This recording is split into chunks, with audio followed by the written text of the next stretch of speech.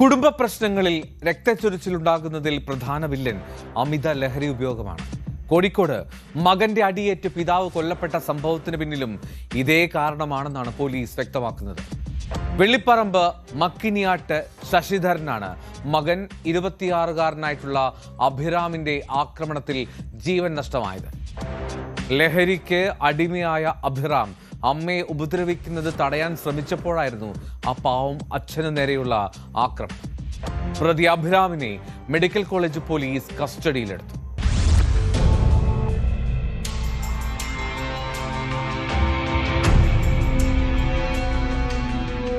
പുലർച്ചെയായിരുന്നു ദാരുണ സംഭവം. മദ്യലഹരിയിൽ വീട്ടിലെത്തിയ അഭിരാം ഒച്ചപ്പാടുണ്ടാക്കി.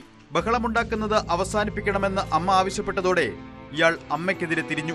അമ്മയെ ക്രൂരമായി മർദ്ദിക്കാൻ തുടങ്ങിയതോടെയാണ് അച്ഛൻ ശശിധരൻ തടയാനെത്തിയത്. ഇതോടെ പ്രകോപിതനായ അഭിരാം അമ്മയെ വിട്ട് അച്ഛന് നേരെ തിരിഞ്ഞു.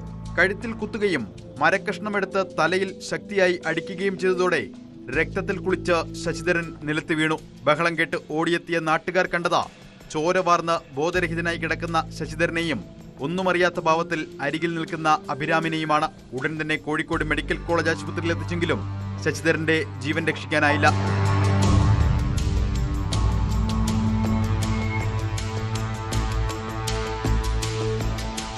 ലഹരിക്ക് അടിമയായ അഭിരാം മുൻപും വീട്ടുകാരെയും നാട്ടുകാരെയും നിരന്തരം ഉപദ്രവിക്കാറുണ്ടായിരുന്നു.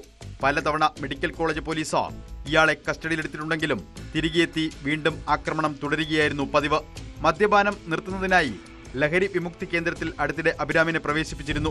ഇതിന്റെ പകയും ഇയാൾക്ക് കുടുംബത്തോടുണ്ടായിരുന്നു. സ്ഥലത്തെത്തിയ മെഡിക്കൽ കോളേജ് പോലീസ് വീട്ടിൽ തന്നെ ഉണ്ടായിരുന്ന അഭിരാമിനെ കസ്റ്റഡിയിലെടുത്തു. താൻ തന്നെയാണ് കൃത്യം നടത്തിയതെന്ന് പ്രതി പോലീസിനോട് സമ്മതിച്ചു. പെട്ടെന്നുണ്ടായ പ്രകോപനത്തിലായിരുന്നു ആക്രമണമെന്നും ഇയാൾ മൊഴി നൽകിയിട്ടുണ്ട്.